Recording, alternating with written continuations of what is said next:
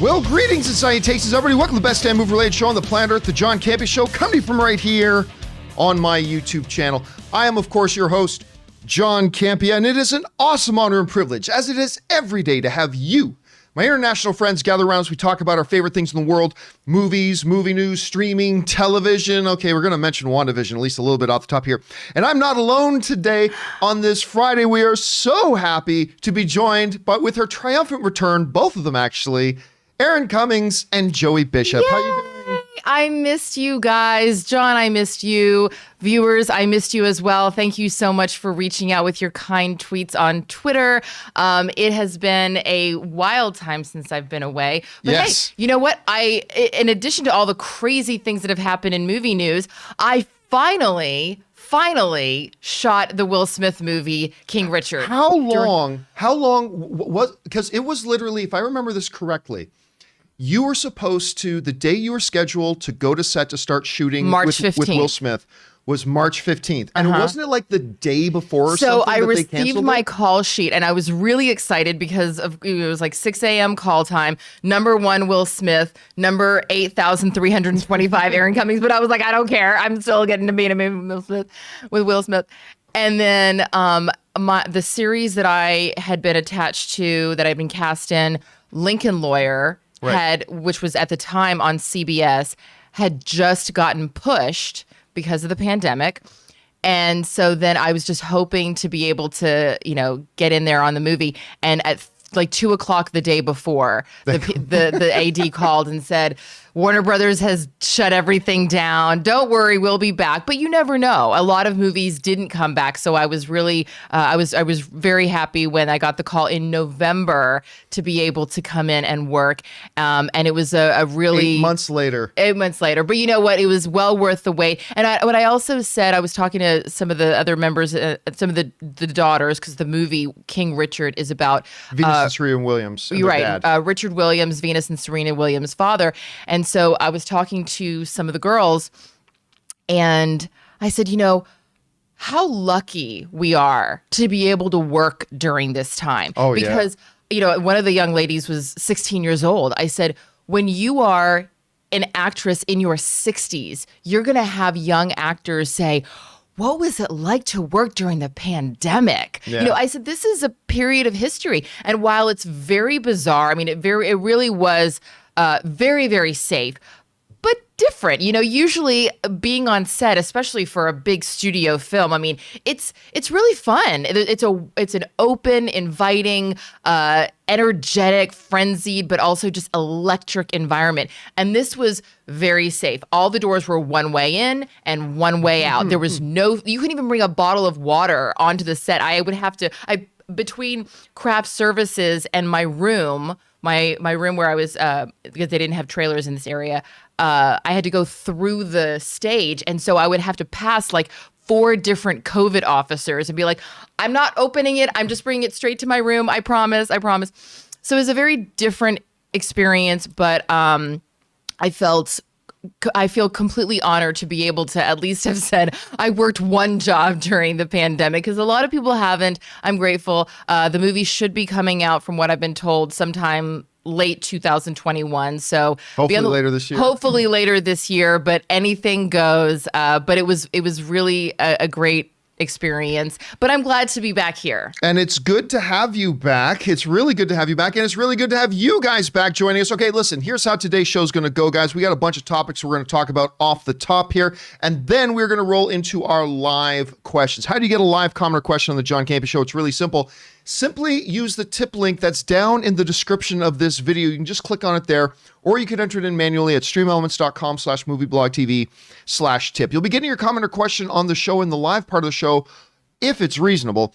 And of course, you'll be supporting the show at the same time. And all of us thank you very, very much for that. Now, before we even get into our topics, I should mention this. Obviously, WandaVision. WandaVision was last night, and it was as crazy as ever. A lot of really cool things, and we are not here to talk about WandaVision today, other than the fact that I thought it was great. But a little bit later today at 4 p.m. Pacific Standard Time, Ann and I will be doing our weekly WandaVision open spoiler discussion. Once again, that will be at 4 p.m. Los Angeles time. You can figure it out, whatever time zone that is where you guys are. Now, I also want to point something out. To get in a question on the John Campea Show, we just talked about it. Use that tip link down there.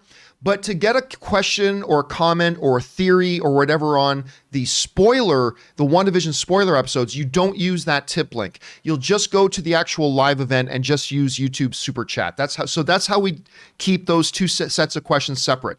Tip link for the John Campea Show, Super Chats for the WandaVision thing. So just remember, just try to keep that in mind if you can. And please do come back and join Ann and I as we talk about, I count at least 3 major theories that got debunked last night. This show is keeping us on our toes. We'll talk about that a little while later.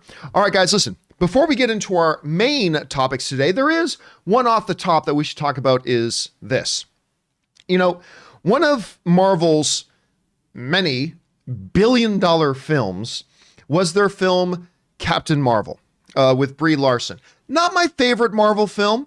It's a solid film. I enjoyed it. I liked it. I put it right. I put it right around, make it comparable to say Ant-Man and the Wasp, Ant-Man 2. Okay, yeah, I can see that. So I like solid film, but not one of their better ones. But I enjoyed it, and I've been looking forward to them coming back and doing another one. Well, a little bit of news just came out regarding Captain Marvel 2. They have just cast their villain, an actress, Zawe Ashton, and I could be mispronouncing her name. I've read her name a few times. I've never heard somebody say it, so forgive me if I'm mispronouncing it for now.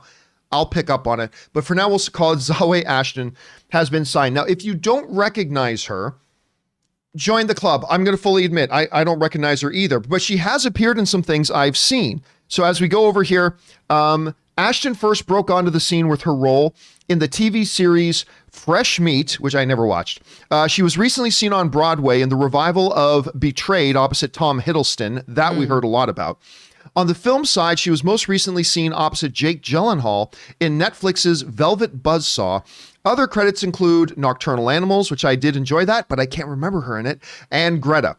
She is rep by CAA and United Entertainment. So, I mean, look, I'm not going to say I think this is a great cast or anything like that because, like I said, I'm not familiar with her work. Like maybe once I go back and watch Nocturnal Animals again or Greta again and I go, oh, that's her. Yeah. But for now, I got to say, I just don't know. What's interesting to me, though, is that it looks like they finally are getting things moving on Captain Marvel 2, which is good. So, yeah, hey, Captain Marvel 2 is moving. They're getting their casting in place. Everything is still moving on that. Aaron, listen, you're a little bit more connected than me. I am not familiar with Zawe yet. So that's me. I'm not quite sure if you're familiar at all with her work. But what do you think about, the fact that they're moving ahead? They've cast their villain. Are you looking forward to Captain Marvel 2? What are your thoughts on this? Well, of course, yes, I'm definitely looking forward to Captain Marvel 2. And one of the things that is interesting about, her trajectory is you look at her body of work and while she herself is not necessarily a known commodity, you obviously are much more tapped into casting and the film world and who's doing what than the average person is, and you were not aware of her work. But when you look back, she, number one, she's British, and she was in Sherlock. She was in Doctor Who. She's made some points. Sorry, it's my first day back. I'm having trouble formulating my words. She was working in the UK and obviously got some attention there. She then came and did a Broadway show with Tom Hiddleston, as you said, and that right there really introduced her to an American audience. But the thing about it is that was probably a very strategic move on the part of her UK representation, which is, you are getting a lot of notice here in the UK. A lot of important people who are the players and the people who make decisions are recognizing your talent. So let's get you over to America in a vehicle that's really going to allow your talent to be seen. And Broadway, really is a great opportunity for that. My friend Billy Magnuson, who was a groomsman in our wedding, he was, working as an actor, but then he did Vanya, Sonia, Masha, and Spike on Broadway. Meryl Streep saw him. And when Jake Gyllenhaal had to pull out of the Disney musical, I forget which one it was, with the princes, Chris Pine was in it, and he played the other prince. You guys are saying it. Enchanted? No, Enchanted. you guys were Into the Woods? Into the Woods, yes.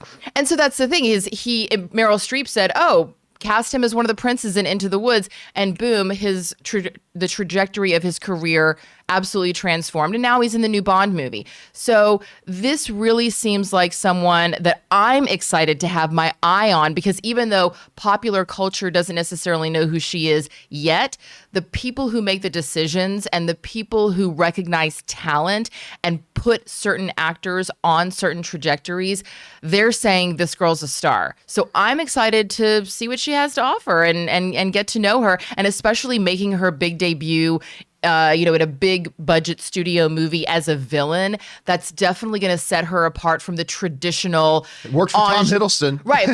But especially, as a woman, it's a lot of times people want to put young actresses into that ingenue category. Of like Ophelia from Hamlet. Everybody, if you're under 25, you're Ophelia.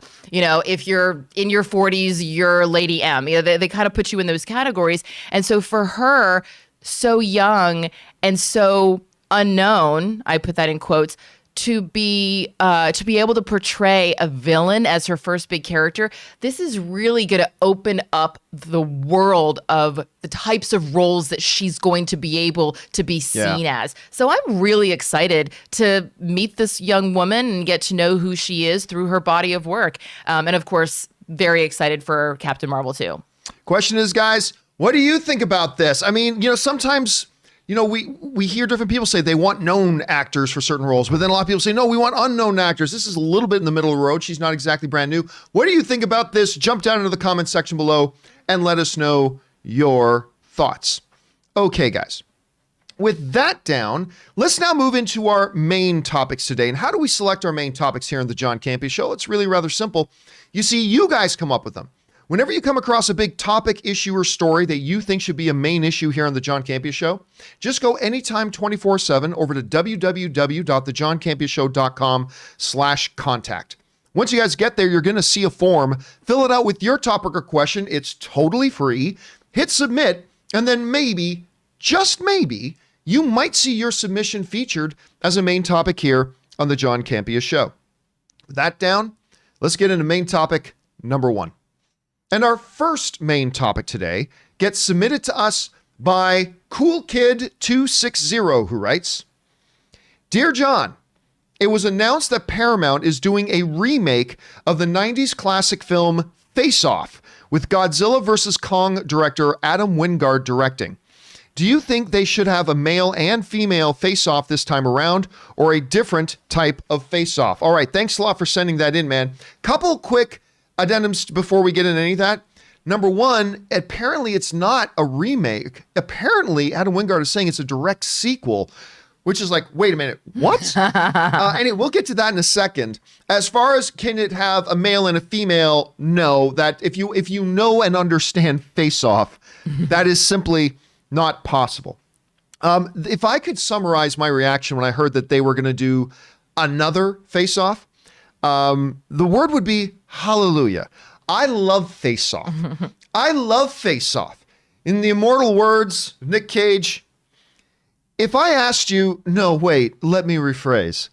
If I let you suck my tongue, would you be grateful? I mean, I'm Castor Troy. I freaking love Face Off. I don't care what anybody else says. I love Face Off. I love this movie. And guess what? Having Adam Wingard attached to this, you guys saw me absolutely melt down over the Godzilla vs. Kong trailer that came out there.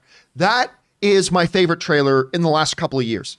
Now, like, maybe you have to go as far back as, I don't know, maybe the Logan trailer before there was another. I mean, I'm not saying Godzilla vs. Kong is going to be great, but the trailer was awesome and my blood got flowing. So hearing that Adam Wingard is going to be doing Face Off is amazing. Now, the one thing about this is I cannot help but wonder, Aaron, if executives over at the studio were watching the John Campea Show a while ago. Probably. When I proposed, listen, you want to print money? You want to print money? What is the hottest feud on Twitter right now and has been for the last couple of years? Ryan Reynolds and Hugh Jackman. You want to print money? Ryan Reynolds, Hugh Jackman, Face Off. There you go. You're welcome. But no, now apparently at first when the news came out about this, they were saying they were saying it's a remake. But now apparently there are comments from Wingard coming out that's saying it's going to be a direct sequel. At any rate, this comes to us from the folks over at The Hollywood Reporter who write, Godzilla vs. Kong director Adam Wingard has been tapped for the remake. Again, at the time, they were still saying remake of Face Off. Wingard will direct the Paramount project from a script he will write with Simon Barrett, 22 Jump Street. John Travolta and Nicolas Cage starred in the 1997 action thriller from John Woo, which centers on two arch enemies exchanging each other's identities and faces.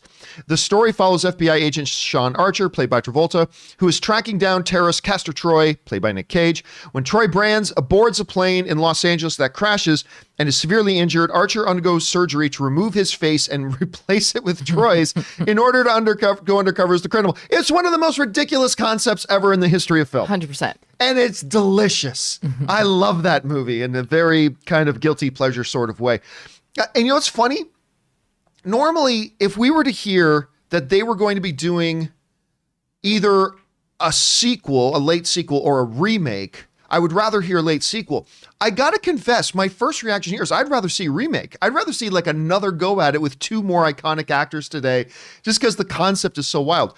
But it will be interesting to see which way they go on this. Aaron, you and I have never talked about the movie Face Off, I don't believe, but I don't know. What do you think about another Face Off movie coming? Adam Wingard directing this thing. What are your thoughts on this right now? Well, I do like how Adam Wingard made sure to clarify on his Instagram that it's not a remake, it's a sequel, because I think that might have been a little bit of, whatever that game is where, you have the 3 cups and you hide the coin. Right. I don't necessarily know if it's going to be a sequel. I think that it will probably be closer to a reboot, but everybody always bitches about a reboot. Everybody's like, oh, why are you remaking the movie? Blah, blah, blah. People are a little bit, even you, like in the way that you were talking, you were like, oh, okay, well, interesting. Even though you did say I'd rather see a complete remake, I think that there is something. This is a rare occasion of one of those. Right. Very rare. I think that there is a little bit of an immediate, people immediately get all,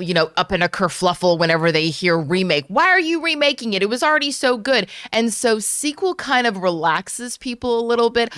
I think that when the dust is settled, we are going to have what is more traditionally known as a remake or reboot, but we might see a cameo from, John Travolta. Wait, which one? Both Travolta, Cage. Well, right, no, but which one? One of them's dead at the end, or presumed this dead. Is the movie. Then again, it's the movie. Yes, it is Face Off, a movie so bad that it convinces millions of people that it's actually somehow good. That's me. There you go.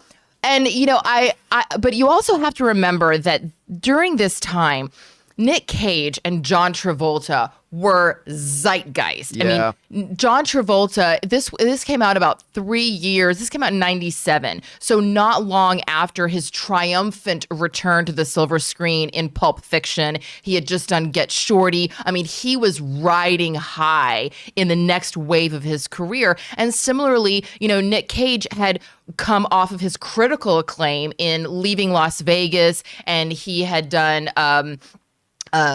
he had done some really big. Con Air had recently come out. So, he was really coming off of a big explosion in his career as well. And these are also two actors that if they were being introduced to maybe the Gen Xers at the time, our parents, or not our parents, but like the maybe people about 10 years older than us had fallen in love with them, when they were younger in their career. So there was a wide audience who had sort of seen them grow up in front of the camera. And so when they were able to start doing some of their character little idiosyncrasies, when they were mimicking each other, the audience was really able to pick up on that and enjoy that. So that's going to be a big part of it, is casting. I have heard Ryan Reynolds and Hugh Jackman.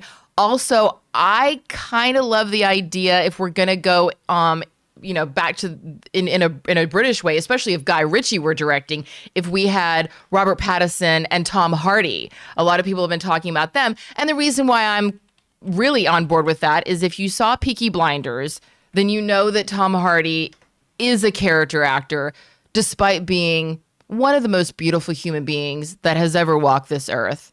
with the most kissable lips that have ever been on. I'm sorry, I'm married to Tom Degnan, and he's right on the other side of that door. On the other side of the door.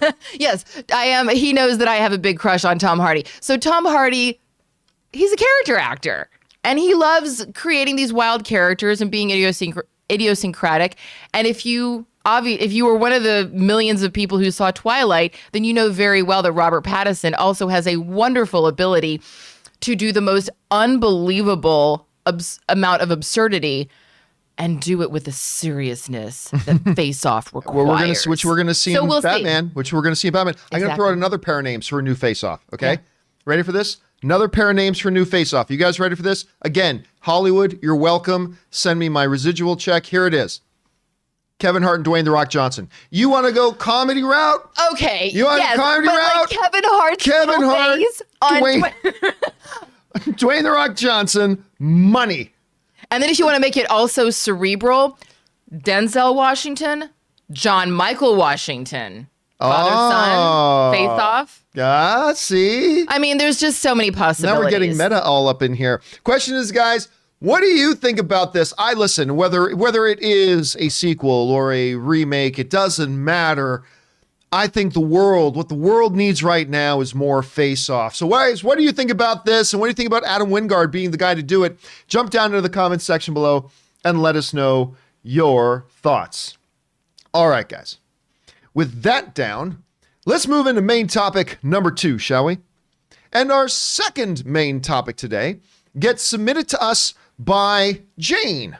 And Jane writes, "The Hollywood Reporter has revealed that Disney Plus has passed 95 million subscribers at the end of 2020, surpassing their $90 million goal for 2024.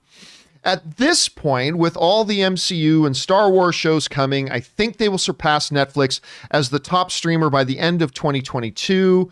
Thoughts?" All right, thanks a lot for sending that in, man. And yeah, look, a little bit of context here. I was as excited as anybody about Disney Plus.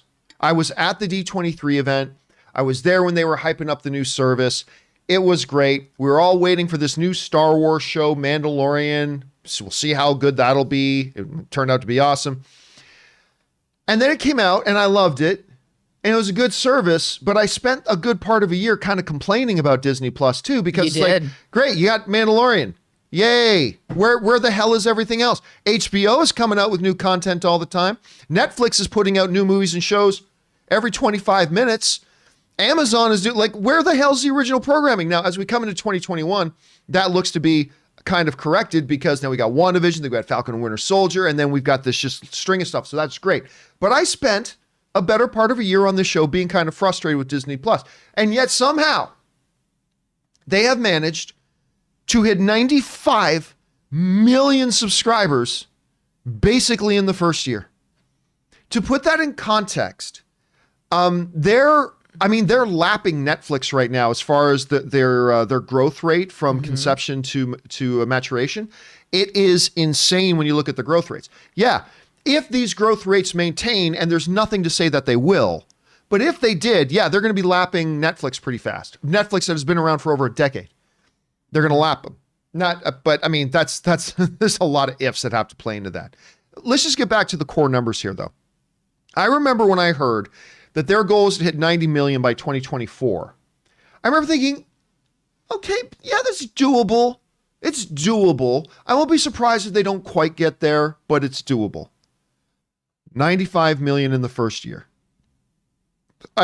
It's astounding. And then when you hold those numbers up to like an HBO Max, which I still think as of right now, maybe not 6 months from now, but as of right now, I still think HBO Max is the better service.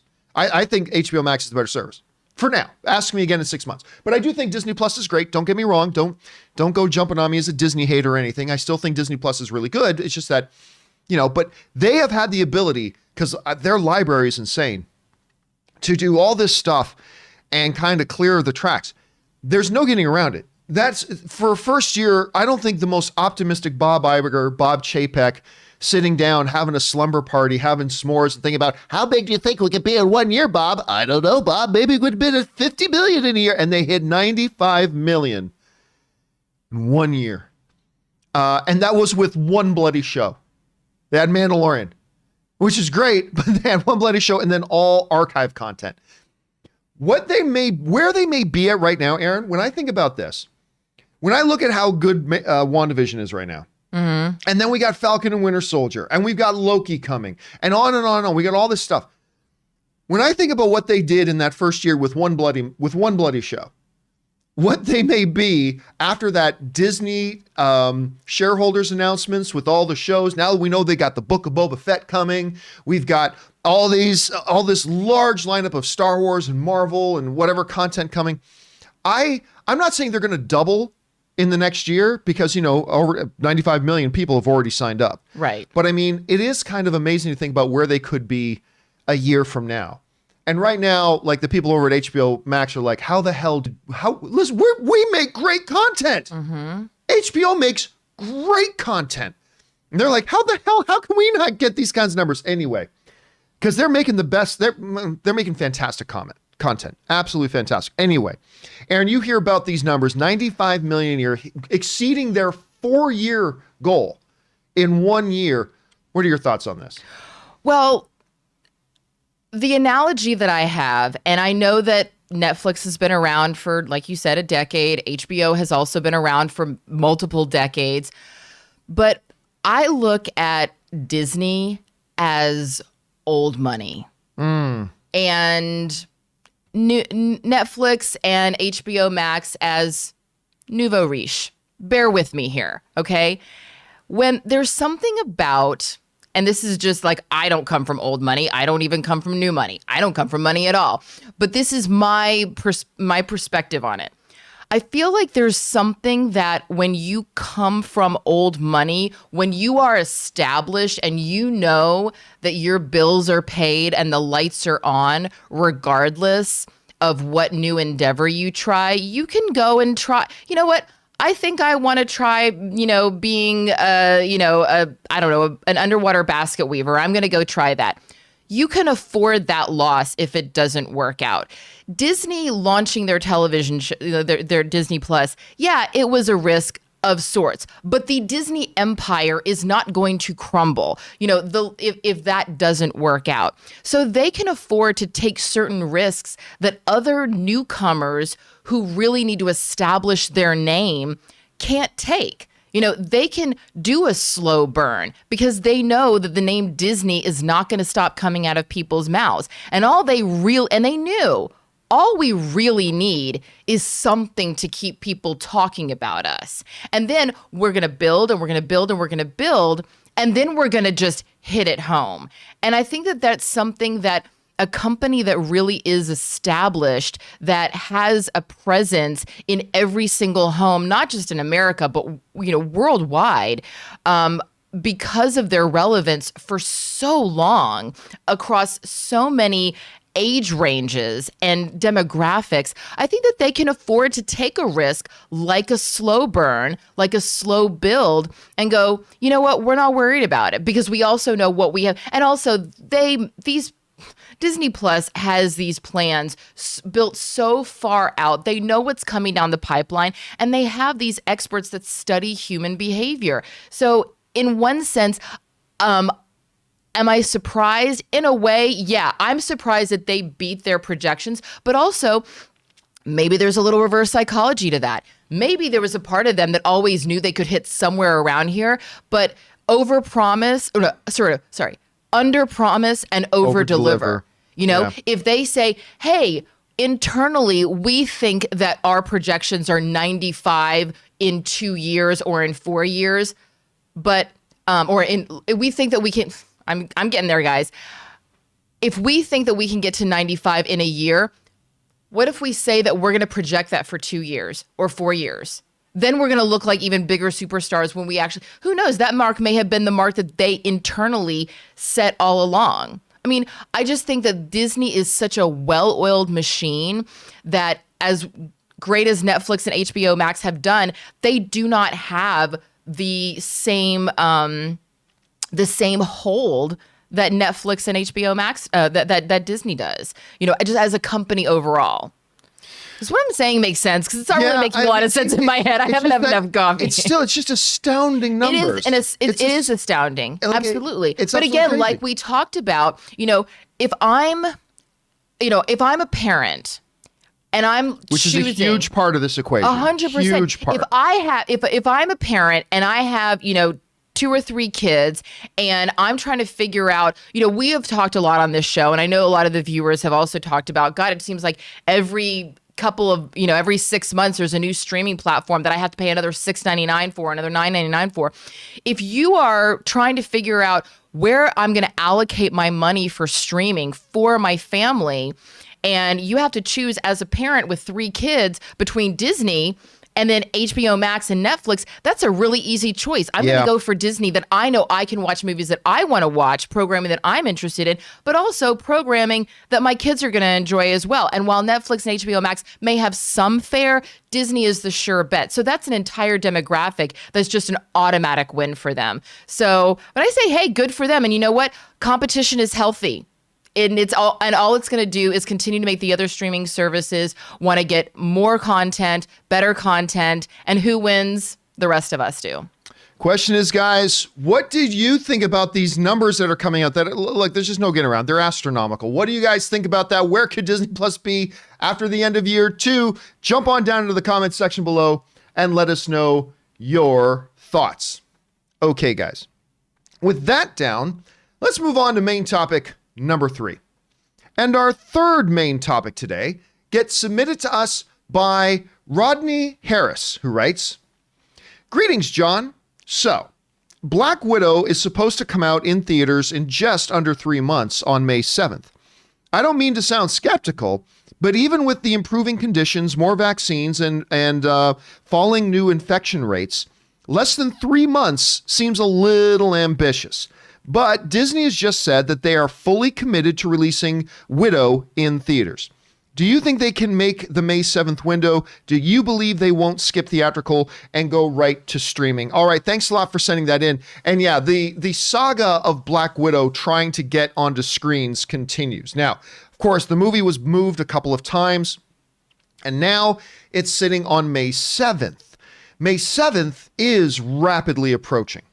And while, yes, actually, what's funny? Aaron, Ann, and I were looking at in California, the new infection rates, 2 weeks ago, it was the 7-day average was 42,000 new infections per 7 days.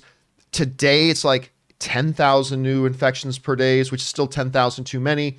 But I mean, we see situations improving. We're seeing vaccines rolling out. They're saying they're going to have all these vaccines by here and then, blah, blah, blah. But still, 3 months is a short window. And I was saying, I think about 2 weeks ago, I kind of expect Black Widow to be bumped one more time. I think they've seemed very committed to not putting this thing on Disney Plus. I think they want to bump it. They will bump it one more time. That's what I think they're going to do. Now, when asked about it, and about whether or not they may look at putting this thing out into, say, Disney Plus instead, Bob Chapek, the new CEO over at Disney, he seemed fairly resolute when he said the following. This comes to us from Variety. Disney CEO Bob Chapek debunked speculation that Black Widow, the upcoming Marvel superhero adventure starring Scarlett Johansson, may debut on the Disney Plus streaming service. Black Widow is currently scheduled to open theatrically on May 7th, which would make it the first blockbuster of 2021. This is what Bob Chapek said. "We are still intending it to be a theatrical release," Chapek said Thursday during the Disney's quarterly earnings call, and he went on from there to explain a little bit more. All right, so this breaks down into a couple of questions.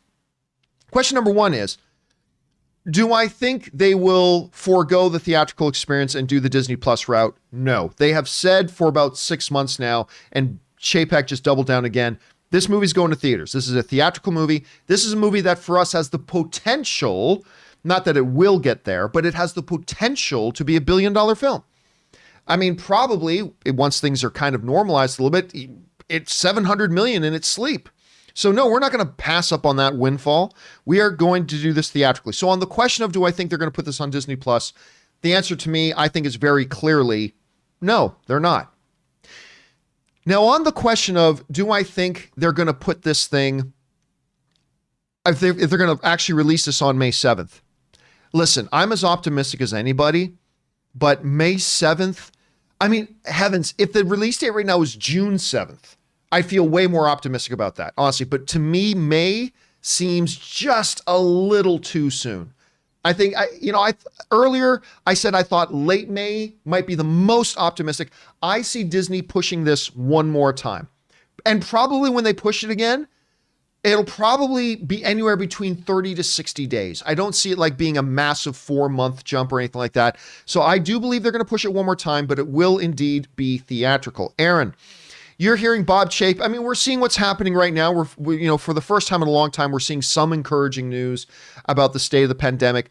May 7th is not all that far away. We just heard Bob Chapek's statements. So 2 questions. Number 1, do you think at some point they will just forego their traditional theatrical release and go to Disney Plus? And if they do keep it theatrical, can they make that May 7th date? What do you think? Well, I definitely agree with you. I do not believe that they're going to put it on Disney Plus. As you said, they have made it very clear that this is going to go to theaters. You are much more optimistic about the pandemic numbers than I am. I want to be optimistic, I really do. But when I look at the numbers, I don't just look at the drop from a few weeks ago, because from a few weeks ago, that was the post-holiday bump. We all knew that over, at Thanksgiving, there was a huge jump in numbers. And then at Christmas and New Year's, obviously, there was a massive jump in numbers. So when I look at the numbers, I don't compare where we are today to where we are 2 weeks ago. I compare where we are today to where we were right before Thanksgiving. And the numbers are really not that different. And in fact, now that we have new introduction, all these new variants coming in, the B117, and these indications that these variants are a lot more transmissible, I'm not ready to breathe easy just yet. And also in California, we have 800,000 frontline medical workers alone, just in Los Angeles County. And we haven't even finished vaccinating all of our medical workers and people over age 65. So even though, Tom and I have, a medical history that may warrant us to be, I guess, higher up on the list, we're nowhere near getting our vaccines yet. We're not even close to getting our vaccine. So I think that the idea that by May, we will reach a point where the majority of the population has had 2 inoculations and has gotten in the habit of going back to the movies. Because you have to remember, it's not just about, oh, we're vaccinated and now we're just going to go out. I think that there will be a big push for people to get out of the house again. I think people are going to be so ravenous to have some sort of social engagement. But I do think that asking people to sit in a movie theater for several hours might take a little bit more easing into than Bob Iger is. I think he's being very optimistic about people's willingness, because I think people are going to want to go to concerts and sporting events and events where they just had 22,000 people at the Super Bowl. Right. But mostly vaccinated people. Right. Yes. And they were also very, very distant, sitting far apart, and it was outdoors. So I don't know. I really think that this is going to get pushed again. I think May is very optimistic. And even if I were to get both inoculations in April, I don't necessarily know. And it's not even that I think that I would go and get sick. It's just we're so now used to being able to have it, being able to watch a movie in the comfort of our home. And while, yes, there's always going to be the wonderful film fans who want the experience of going to a cinema, a lot of people who are just not that into the movies. They like movies, but they're not you guys. They're not the people watching the John Campea Show. Like, the people that are watching this show, yeah, we're all going to go to the movies eventually, but there's a lot of people that have now been really spoiled into the idea of, why go and, drive to the movie theater and pay for tickets and pay for popcorn when I can just pause it and go to the bathroom whenever I want. My counter to that has been and remains is that let's look at a similar optional activity outside of the house, restaurants. You can sit at home and eat food. You can even order food in to come to your house and all that kind of stuff. But I know around where we live, the moment restaurants were allowed to open, the restaurants were at capacity. You can eat food at home. You can have it delivered. You can make it yourself. You don't have to go anywhere. But the moment the opportunity availed itself for people to go and do that, they flooded out to do it. And I agree with Steven Spielberg when he said, listen, when things are and listen, I Steven agree. Spielberg, what does he know? I think you're right. I mean, I do think May 7th is too optimistic. I think that is too optimistic, May 7th. But I also feel like the end is finally in sight. I feel like the light is fine. We actually tangibly see it there now. You know what I mean? Yes, but the and reason you are why right too. It will, once that is cleared, it will take a little bit of time for people to reacclimate and get back into that flow too. So it's not just about getting the theaters open. It's also about needing a little bit of runway time to get people back into the habit of going back again. But in a counter to your restaurant analogy, a lot of people don't like to cook. And also there's something to be said about being served, sitting down and requesting something. And as a waitress for many, many years, I understand that. There's a reason why you tip your server, is because people like to get good service. You go to a movie theater, you're not really getting service. You buy your ticket, you sit down, you unless you're going to my favorite movie theater, Alamo Drafthouse. That I will say this. You know what?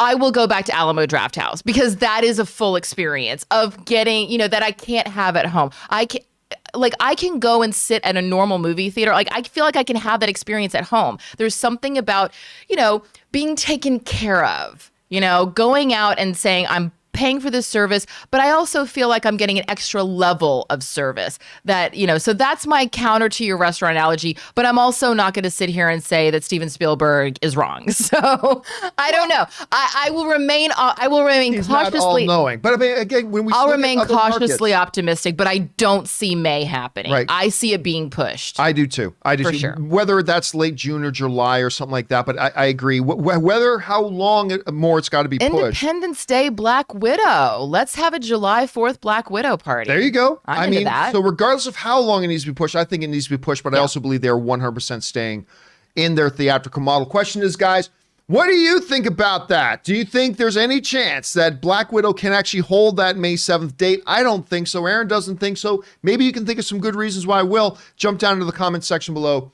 and let us know your thoughts. All right, guys.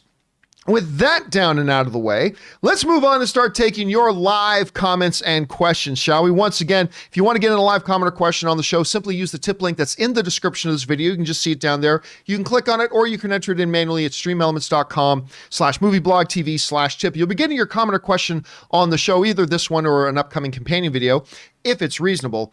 And of course, you'll be supporting the show at the same time.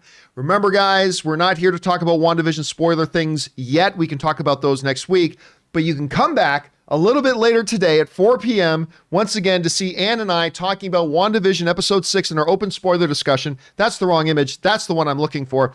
So hopefully you guys will come back and talk to us about that then. Okay, let's move on here. First up, and by the way, an Iconic Reaction sends in a super chat badge in the live chat. Thank you for that, Iconic Reactions. Appreciate that, man. All right, first up, we got Gabriel. And Gabriel writes, in the last episode of WandaVision in Spanish, Monica is clearly referring to a female engineer. She used the female version twice in the sentence, my money is on the girl Skrull she met in Captain Marvel, laying the groundwork for Secret Invasion. Okay. Yes, but I will address one spoiler from last night's WandaVision episode. Again, it's minor. In last night's WandaVision episode, she then refers to the engineer again, and I believe, correct me if I'm wrong, Aaron, but I believe she said, my guy. I believe she mentioned, when referring to the engineer, I believe she referred to him as my guy. So there would be that. So again, that's the most minor, there's a little one-word thing that's thrown in there, so it looks like it is indeed a male. All right. Will Blow Your Mind writes, hey, John, I have a theory about MCU/Sony deal. I think we are looking at it wrong. I think their relationship is coming to an end. I think they are going this route to give Spidey his proper send-off.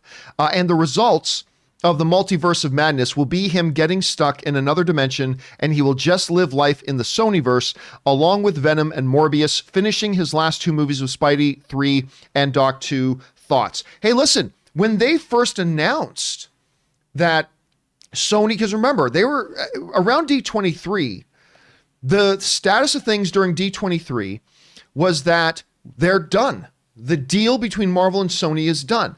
And then when they came out later and said, we've reached a new deal, our initial kind of spot on that was this. This is so they can wrap this thing up tidy.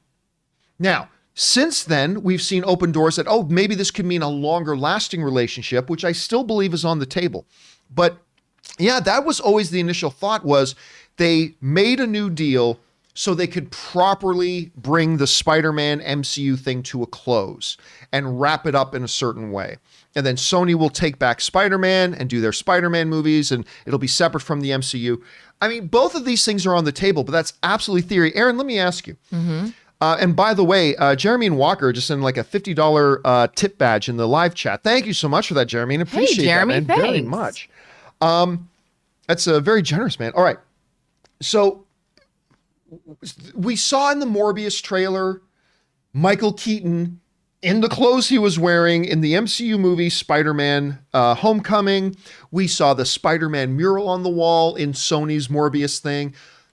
Do you think that Sony and Marvel are now just heading into the home stretch and they want to give a proper wrap up to the Spider-Man story in the MCU, and then Sony will take them back and then Marvel will continue going on their way and they'll be two separate things? Or do you think their deal is going to last longer and we're going to continue to see Spider-Man in Marvel films? What do you think? I think that as long as they're making money, they're not going to stop making. They're not going to stop. I mean, the reason why people are always complaining that we never see anything new in Hollywood, which is not true, which you've addressed many, many times. There are lots of new things coming out of Hollywood. They're just not the things that you're watching. For the big budget tentpole action, let's bring it $1 billion kind of conversations, they're going to go with what they know is making money. And as long as that combination is making money and people are happy and people are wanting more, they're going to continue doing it. So I don't think that they're sending him off just yet. By the way, I mean, I already see some people in our live chat saying things like, no, Spider-Man's got to stay with Marvel. And listen, I love the relationship between Sony and Marvel. I really enjoy Homecoming. I really enjoy Far From Home. But the reality is this. Marvel has never made a Spider-Man movie as good as Spider-Man 2. And Marvel has never made a Spider-Man movie as good as Spider-Man Into the Spider-Verse. When you say good, are you saying enjoyable or are you saying profitable? Or are you saying both? No, I'm saying enjoyable. Enjoyable. Like the two best Spider-Man movies are Spider-Man 2, directed by Sam Raimi, and Spider-Man Into the Spider-Verse. I think those are the two best Spider-Man movies ever made.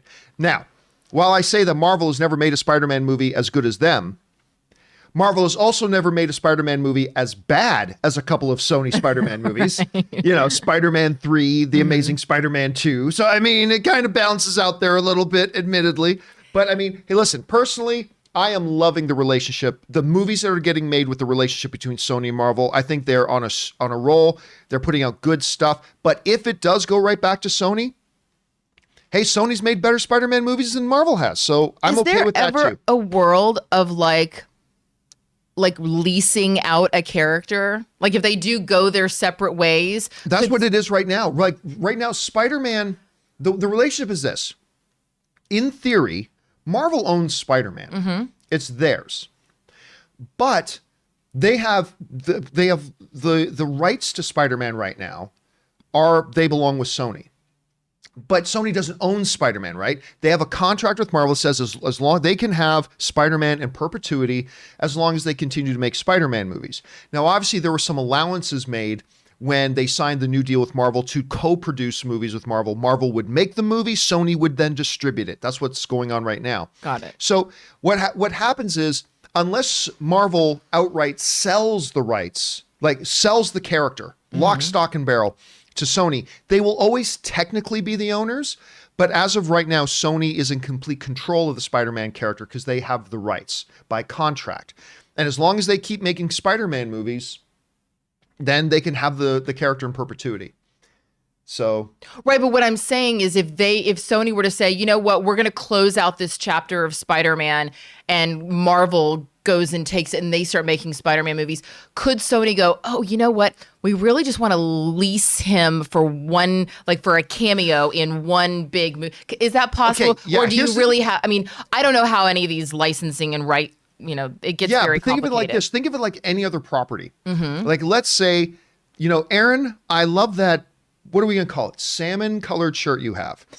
People on the chat are like, why is Aaron wearing pink? Well, I'm like, I don't know. Call it salmon. Why not? I like salmon, whatever. I like it. So let's say I love shirt. that shirt. It's like, and I say, like, it's your shirt. You and I you can make any deal you want for it, right? You can put anything you want into a contract. As an actress, you know this. You can put anything you want into a contract. True. So we can say, okay, Aaron, I'd like to have a contract where for $5, I get to wear your shirt tomorrow. And I will pay you 10 times that to wear this shirt tomorrow. I'm not saying I'll be able to get the buttons closed, but I'll wear your shirt tomorrow, and you can say, okay, that's fine, but you can only wear it in this room. You can't wear it in any other room in the house. So yeah, okay. Sony and Marvel, they could make any deal they wanted Sure. to. I don't know that Marvel would ever go, well, Spider-Man is ours again, but sure, we'll let you use our character for one movie. I don't think they'd risk another studio damaging the reputation of their character. So, I mean, but it could happen. You can, as Robert Meyer Burnett says, you can negotiate anything. All right, let's move on here. Next up, we got Story is Life rights. Just want to say that in this golden age of Marvel that we continue to live in, it's a shame that Schnepp isn't around to bask in it with us. He'd be losing his crap over WandaVision. He would be, but listen, Robert and I talk about this a lot. There have been a number of times, including Spider-Man Into the Spider-Verse. I remember Spider-Man Into the Spider-Verse was the first movie that I walked out of. And I remember I did this. If you guys follow me on social media, you know this. I came out of the theater. The first time I watched it was at the AMC Burbank 16. And I walked out of the theater, stopped, thought about Schnepp, pulled out my phone, and I said, this is a movie that Schnepp would have went crazy for. And that has happened a number of times. And I still remember when Endgame came out, I saw Endgame the first place that I saw Infinity War, which was on the Disney lot. And 1 year earlier, Robert Meyer Burnett was the +1 guest of John Schnepp to go see the press screening of Avengers Infinity War at the Disney lot. 1 year later, Rob was my +1 guest. And we went, and Rob and I first went to lunch and we talked about Schnepp because the year before he had been there. And yeah, I mean, there have been a number of times when something comes out that we think, my God, Schnepp would have loved that. And you're right. WandaVision is something he would absolutely be losing his mind over. The way WandaVision is going is something Schnepp absolutely would have been losing his mind over. All right, Leandro. Can I just say something really quick? Yeah, sure. I think it's really beautiful. We've all lost people that we care about. I think it's really beautiful that you guys have this connection with Schnepp that endures through movies. And there's really something special about that because, I personally believe that we, get visited by people that we love that have transitioned, and whether it's in a bird, in a butterfly, whatever. And there's something about you walking out of a theater and feeling and thinking of Schnepp and feeling him that is really beautiful. And I don't think that that's just, wow, he would have really liked that. I believe personally that there's something like that's an experience that lives on with you guys. And I really appreciate you sharing that. Well, what's fun is that we've had other people write into the show about this, is that movies, particularly like when you go to a movie theater or something, you go out, you share that experience together. They become very bonding things. And we've had a number of people write into the show to say, True Lies was the last movie my uncle and I saw together before my uncle died. And now whenever I watch True Lies, this, or people write, when I watch a Star Wars movie, I remember my dad introduced me to Star Wars. And now whenever I watch Star Wars, and for me, that is Batman, because, my best friend growing up, everybody knows the story, couple years back, just before I decided to go out on my own, my best friend growing up passed away rather quickly. And I remember me and him it was the first time I ever went to the movies without my parents. And we got on a bus and we went to downtown Hamilton. We went to Lloyd D. Jackson Square in Hamilton in a little movie theater. It was the first time I'd ever seen a giant lineup for a movie. How old were you guys? I can't even remember now, but Like it was about Tim Burton's. What year did Tim Burton's Batman come out? 90. No, wasn't it the 80s? Oh, sorry. Really? Hey, guys in the live chat. The guys in the live chat, when did the Tim Burton Batman come out? Was that the one with Kim Basinger? It was one before that. Oh my gosh. 89. Oh wow. Okay. So I was like 16. So it wasn't the first one I had gone to. But you're like young and you're tasting freedom. And I remember you're getting out by yourself without your parents. Me and Brendan went down there and watched that movie, and it was so much fun. And now whenever I see Batman in any movie, whether it's Christian Bale or whether it's Ben Affleck, when I go back and watch a Batman movie now, I think of that day that me and Brendan went down and watched that movie, and I think of my friend. You feel him with you. Yeah. You get to experience it together. Yeah. Anyway, thank you. Thank you for writing that in, Story is Life. I really appreciate that, man. All right, next up.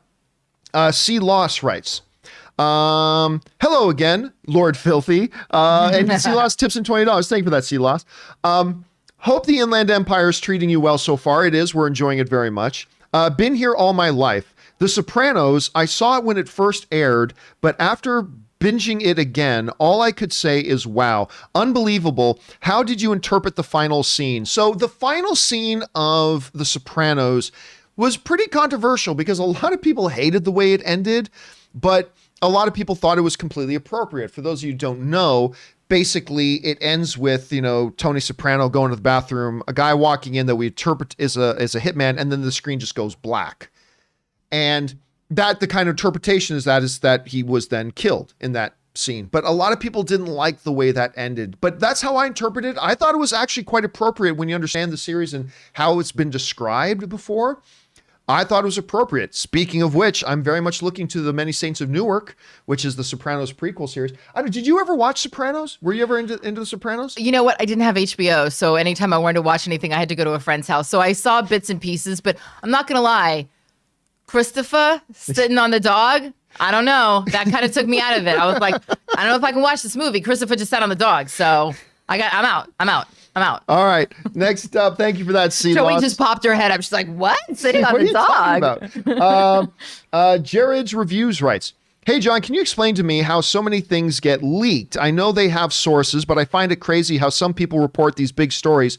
Like, how does Baby Yoda not get reported? Is it the amount of people that know a small number, loose lips? I mean, it all depends. Like, listen. Especially when you're talking about the major trades, when you're talking about Variety and you're talking about the Hollywood Reporter and things like that, you are literally talking about people who have known sources in the studio system for decades and decades, and whose very job it is to cultivate those relationships, and they are the most reputable outlets on there. So when it's like, I'm so-and-so with the Hollywood Reporter, cool, then they feel they can talk to them. And then what happens is somebody in the studio will let them know about it. And now, as far as the other leaks go, sometimes it's simple. It's like sometimes a movie is shooting out on the street, and if you're out on the street and you can see it and you pull out your phone and take a picture of it, guess what? You're allowed to do that. Like, we live in an era, again, this is not my phone, this is a remote control, but let's say this is my phone. We live in an era today where every single human being walks around with a global telecommunications device in their pocket. Audio, visual, the whole bit. So it's hard, but for the most part, a lot of the legitimate stories and breaking news and things like that comes from these trades that actually have all these long-standing relationships, and sometimes they, get a little something out of them. So that's kind of how it works. All right, next up. Angry Ogre writes, hey, John, I'm really enjoying the WandaVision show unfold. I personally doubt the plot will be as complicated as many are suggesting. I would like to mention this, though.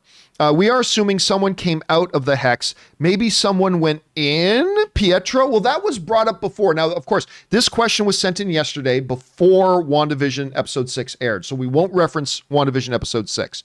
But we did talk about this before, that, remember, right before Pietro appeared at the door, the alarms went off in the sword base, the same alarms that went off when they said they had a perimeter breach right before Wanda came out of the perimeter. What if those alarms were going off because something was seen going into the breach? Now remember, I'm talking about this in reference and in context of episode 5, not episode 6. So you're not alone in that possible theory, Angry Ogre. There are others who think that as well. And again, I'm not going to reference anything from yesterday's show quite yet, but maybe. All right, next up, Sam writes, if I was offered a Star Wars show as lead and had to choose between a lot of money and posting conspiracy theories, transphobia, anti-mask memes on Twitter, I'm taking the money. These people should not have access to their own social media. Hire a PR person. All right, listen, I'm not going to go into the Gina Chrono thing specifically again. I went at it ad nauseum yesterday, but I will say this, Aaron. I've said this for ages.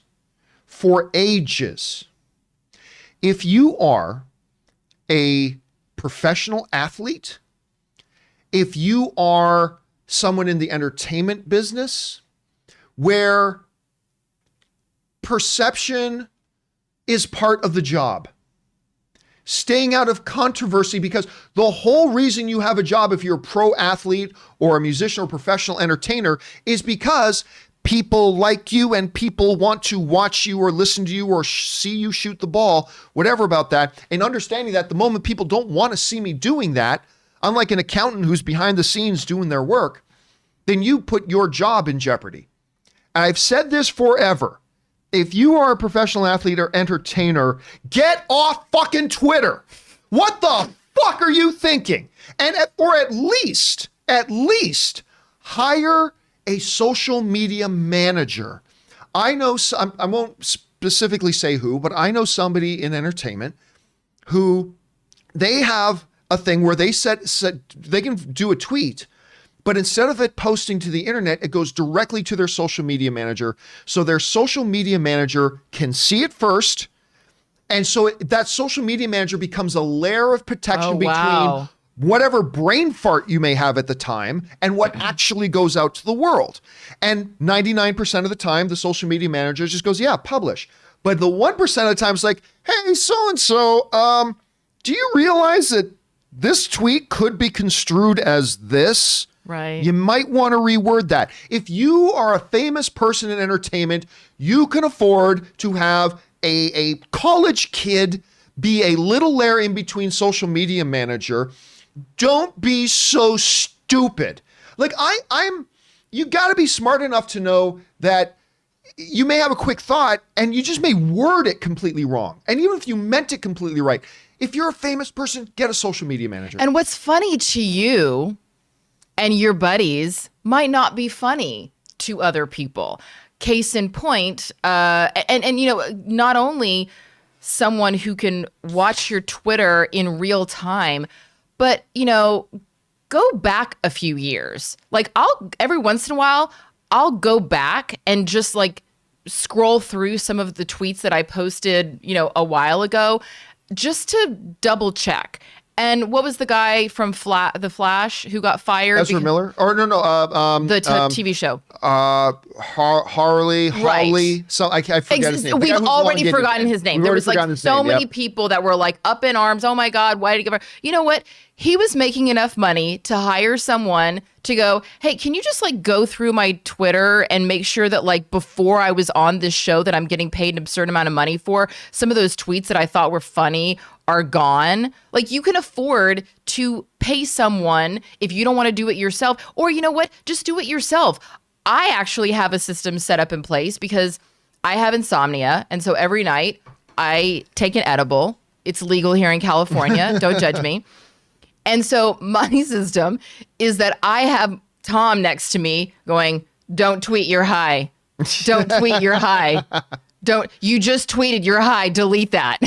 So literally every night when I got on Twitter and I'm high and I think something's funny, Tom next to me is going, nope, delete, nope, get off Twitter. And he'll take my phone away from me. So if you don't have money to hire someone and you don't have Tom Degnan laying in bed next to you, I highly suggest that when you're not high, you just go through and delete it all. Yeah, I agree. Just understand that What you may think is okay may not be okay. I've seen very well-intentioned people, very good people, just write or tweet the stupidest things. Yeah. It's like I didn't realize people would take that the wrong way. Maybe stay off fucking Twitter. And because the reality is that no one cares what your political leanings are. If you say, hey, you know what? I think that Joe Biden's $1.9 trillion stimulus package is too much and we should be more fiscally conservative. And I think that the package that was a couple, $1 billion that was proposed by the conservative members of the Senate was much more realistic for our current economy. That is a political statement. Right. And a perfectly rational one, too, by the way. Yeah, you're allowed. No one's saying you're not allowed to have conservative viewpoints. But a conservative viewpoint is not anti-Semitic and racist. That's just you being an asshole. That's not conservative. Okay, well, now we're getting into a specific situation I don't want to get this into. But just in general, if you are a famous athlete, musician, or entertainer, because you may be well-meaning or not, just either stay off Twitter or get yourself a social media man. Get a cheap college kid who will do it for $12 an hour, whatever. Just ask him, hey, Billy, twice a day, check my Twitter and just blah, blah. Just get somebody to double check your stuff to make sure you don't get yourself in trouble. That's just my take on it. All right, next up.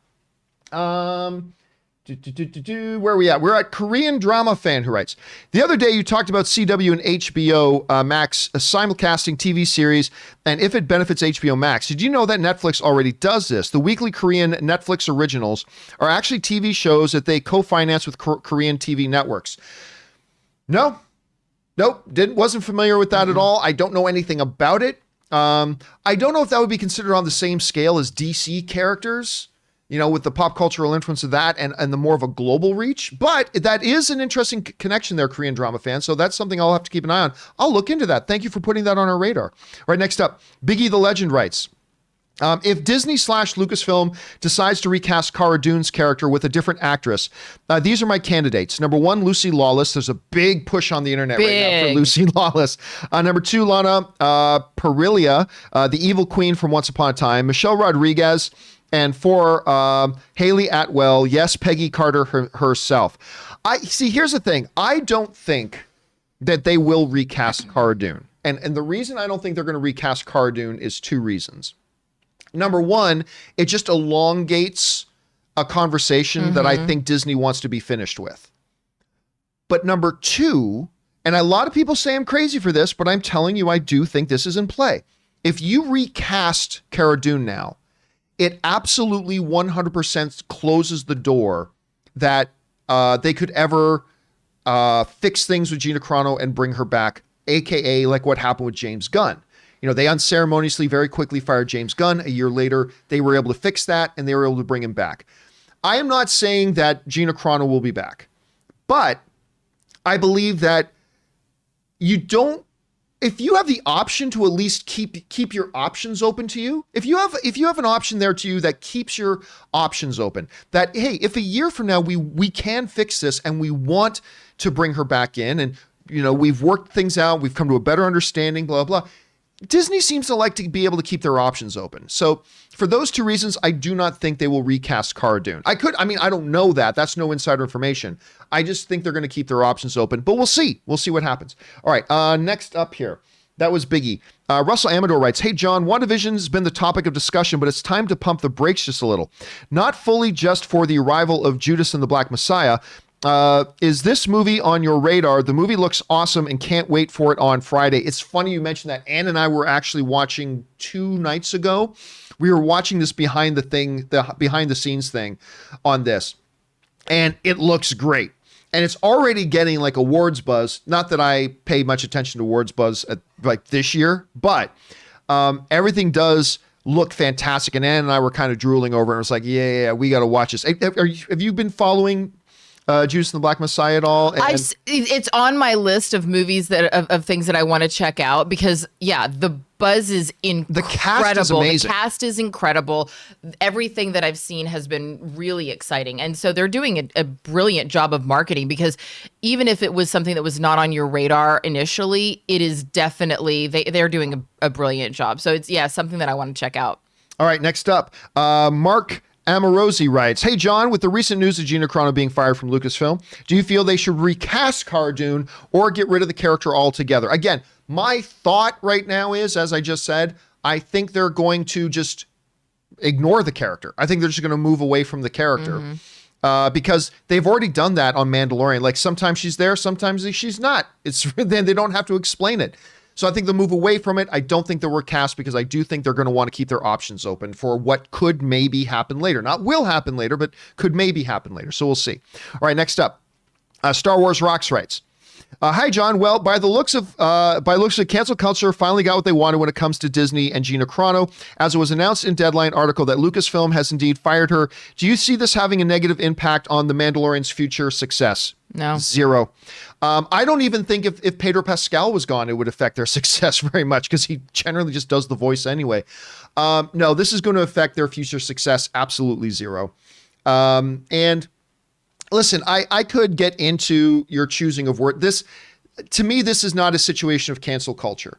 Like when something happens and then Disney talks to her and they don't fire her. And then again, we walked through this yesterday. And then another thing happens. Disney talks to her and they don't fire her. And then another thing happens and they talk to her and they didn't fire her. And then another thing happens and then they finally do. To me, this was less about, when I look at the situation, this was less about, they didn't fire her for what she tweeted. They fired her because she lied to them. They fired her because she broke her commitment that she made to them. They fired her because she said she was resolute that she won't do this again. She understood the situation, won't do it again, and then did it again. And you can only, listen, it doesn't matter what it is. If your boss says to you, look, in my workplace, you don't wear red shoes, all right? That is a rule in my office. In my office, you don't wear red shoes. And you come in wearing red shoes and your boss says, look, in my office, you don't wear red shoes. So please don't wear red shoes again. Okay, I won't wear them again. And then, next week you come into the office again wearing red shoes. And the boss says, look, we've had this conversation. Don't wear red shoes in my office. Please. And you said you wouldn't. Okay, I won't again. And then you do it again the third week. And then the boss sits down with you and says, look, we have had this conversation. You can wear red shoes anytime you want. You can go wear red shoes, but as long as you're working in my office, and maybe it's a good rule, maybe it's a dumb rule, but it doesn't matter. It's my office. If you're working in my office, no red shoes in my office. Do you understand? And then they say to him, okay, you're right. I get it. Maybe I didn't quite understand before, but now I do. It won't happen again. I won't wear red shoes again. I promise. I will not wear red shoes again. Okay, fine. And then a month later, you come into the office wearing red shoes. Guess what? At that point, the boss has talked to you once, twice, 3 times, and then you did it again anyway. And the boss says, look, I told you the rule was no red shoes. You promised me you wouldn't do it again, and you did. I'm letting you go. That happens in every industry and in every company. There's not a single person who works for any company, especially a behemoth like Disney. When I was in college, I was an advertising intern at an advertising agency in Dallas called DDB. One of DDB's clients was Pepsi. Guess what? On the very first day of our internship, we were told there are no Coke products allowed in the building. If you must drink Dr. Pepper or Diet Coke or Coca-Cola. I didn't know Dr. Pepper was a Coke product. It is. See, I learned something new every day. Mr. Pibb is the Pepsi equivalent. Got it. I've never had a Mr. Pibb, by the way. You're not allowed to have any traditional sodas, and I know that by the absurd amount of stevia in your refrigerator. It is. There's a lot of Zevia in my refrigerator. Zevia, excuse me. Sorry. I might be Zevia. I don't know. You should know. They should be a sponsor of this show. The fact that they're not is crazy. But so we were told on the very first day, if you carry a Coke product into this building and it's not, unless you're carrying it in a cup like this, they said, if you really need to drink your Dr. Pepper, put it in something else. Because if you carry a Dr. Pepper can into this building, that is a fireable offense. Period. No questions asked. You're gone. And so it's almost like someone's trying to get fired. I have an acquaintance who is on a popular CBS show, and it is very popular with very conservative audience. And he started drinking a lot of that. And I don't want to say drinking the Kool-Aid.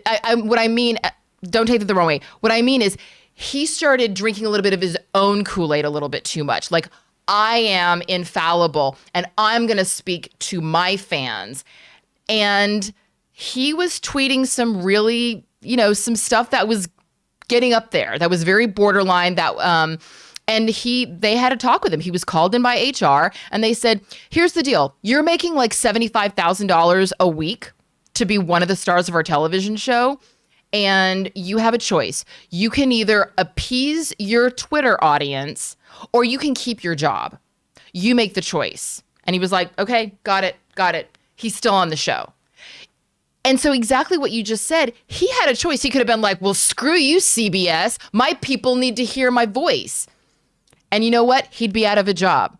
You have that choice. I mean, it's given. And if you continue to do whatever the behavior is, after you've been told, then you deserve to get fired. Yeah, I mean, that's just the thing. It doesn't matter what the issue or the topic is. When your employer tells you this can't happen as long as you're working with us, and if you want to do that thing that we don't allow, then great, then go work somewhere else. Yeah. And the other thing, the important thing that's got to be reminded here is unlike the James Gunn situation, where there was no discussion, there were no warnings, there was no deliberation. They found out about it. 3 minutes later, they fired him. Yeah. Gina Carano was warned several times. It may have been more, but it was at minimum thrice times. Yes, thrice times she was warned. And then she decided that it was more important for her to do that than to this. And let's be real, it's not like it it's just people. Like, there's a lot of people like, well, liberals never get canceled. Kathy Griffin, like, her career was done. She was immediately. Well, James Gunn got fired again without a single warning. He was fired. Right, and same thing. Kathy Griffin held a very anti-Trump, and but again, I don't want to go into the political angle of this. I don't want to go into the political angle of this. It's just that the basic thing is this. But that's what people say. People say that it was because of her politics. It was not because of her politics.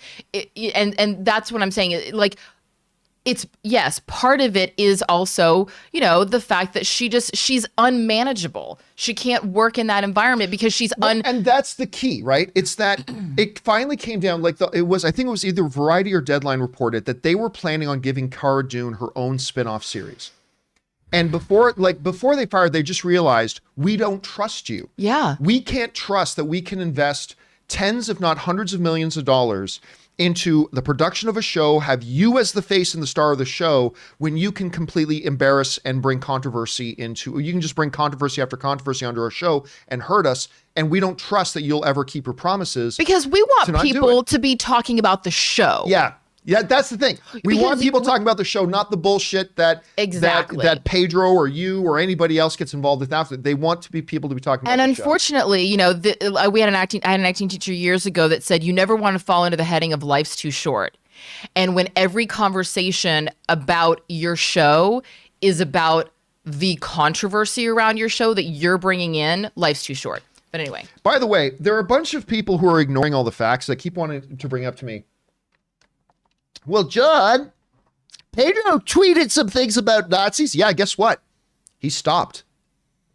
And you want to know why he stopped? Because Disney called his reps and said, okay, yeah, that kind of stuff, you can't do it. Gina Carano got 3 warnings.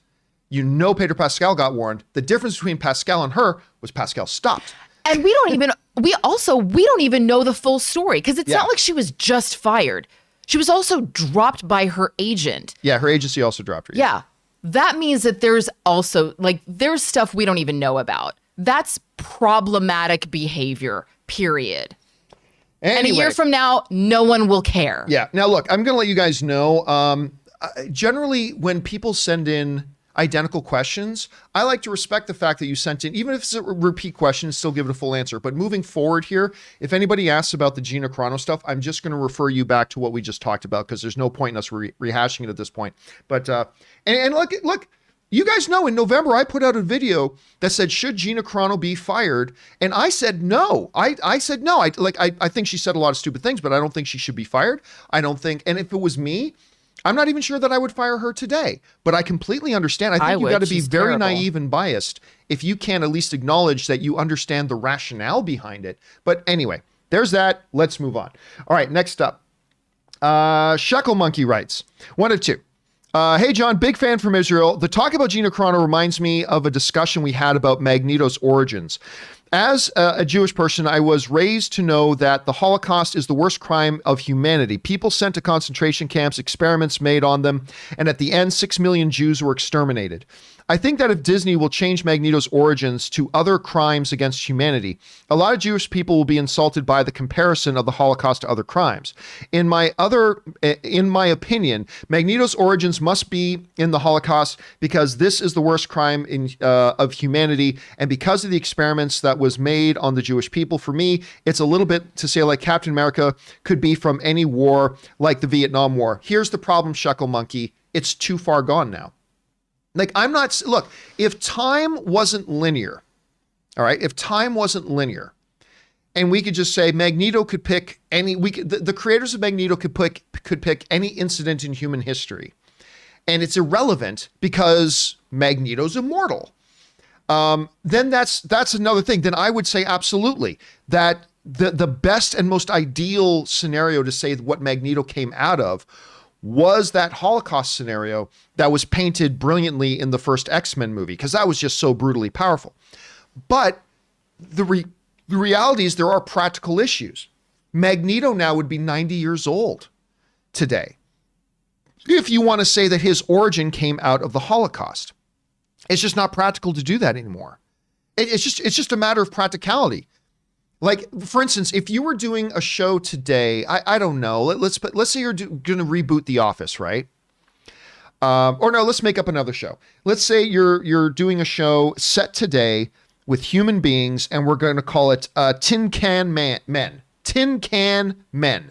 It's about a bunch of companies that makes tin cans. You can't say, if it's set today in 2021, that your manager of that company used to be a manager of the Hudson Bay Trading Company in the late 1800s. You can't say that. That doesn't fit. That doesn't work. That's not how the world works. Unless you're saying he is an immortal being from another dimension, but that's not what the show is. The show's about a couple executives who run a tin can company. You can't say that guy used to manage a company from the 1800s. It's just a practicality issue. Because I agree with you. All other things being equal, if you could pick a human atrocity that Magneto came out of, the Holocaust is the one to do. Absolutely.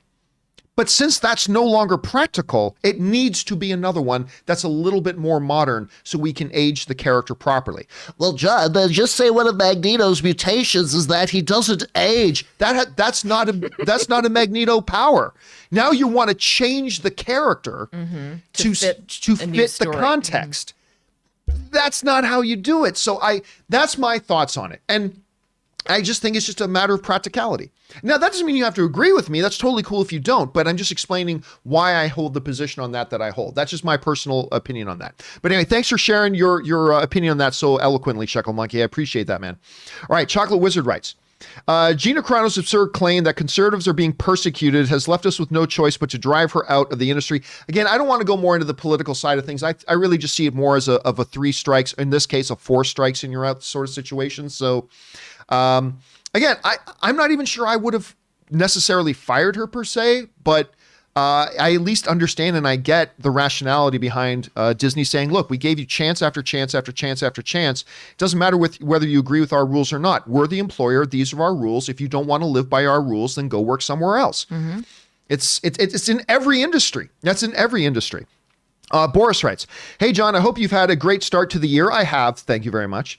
I'm eagerly awaiting a trailer for the Mortal Kombat movie. Yeah, I'm like, where the hell is it? Since I was a kid, it's been one of my favorite games, and the original film is also a guilty pleasure of mine. If you haven't already, you should watch the cinematic trailer to the Mortal Kombat 11 game. Oh, we talked about the cinematic trailer to Mortal Kombat 11 game on this show, especially when they introduced all the new characters, which was like wild, like when Terminator showed up and everything. That's the level of fucked up I'm wanting to see, but hope of a great story also, of course. What's a trailer you're looking forward to seeing? Thanks, John, and have a great day. Well, I'm curious about the Mortal Kombat thing. I mean, because look, the original Mortal Kombat movie is awful, but I love it. I love that movie, but it is terrible. Of course it is. I am very curious to see it. My expectations for the movie are tempered though, because it is a first-time director and a first-time screenwriter. And so I'm a little bit let's see where they go. But then again, this isn't a huge tentpole movie. This is a modestly budgeted movie. Good kind of movie for a new director and writer to cut their teeth on. Let's see how it goes. A movie I'm really looking forward to seeing a trailer for. Eternals. I think Eternals, and I'm not saying that the Eternals is my most anticipated movie. It's not. But I am so wildly curious to see what are they going to do with this movie? Like, what is this movie even going to feel like? Because I have no idea. And how are they going to look? Oh, yeah, because we've seen the pictures, but like when they move justice. And like yeah. how, like when just the way that they move through the space as super actors that we've never seen, be superheroes. Yeah. Like, that's what I'm excited about. Because we know how Tony Stark moves through the world. Yes. And there's something that to be said about the way that those characters, when you see actors that you're familiar with because you've seen the breadth of their career, like an Angelina Jolie, I don't think she's never played a superhero, right? Well, I mean, she was in that, what's the one she was in with James McAvoy where she curved the bullet? But James McAvoy. So it's not really a superhero show, but it was kind of a superhero role. But no, she's never played a legitimate superhero character. And there's something like there's an elevated. Oh, by the way, Kimberly LG in the live chat, wanted. Thank you, Kimberly. Wanted. Thank you, Kimberly.